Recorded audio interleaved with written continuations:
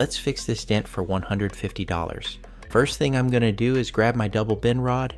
I'm going to use this factory access point to be able to get my tool on the dent from behind. Now I'm going to do slow controlled pushes. I need to be careful not to push too hard, or I could cause more damage. After some time pushing the dent, I grab my knockdown of choice.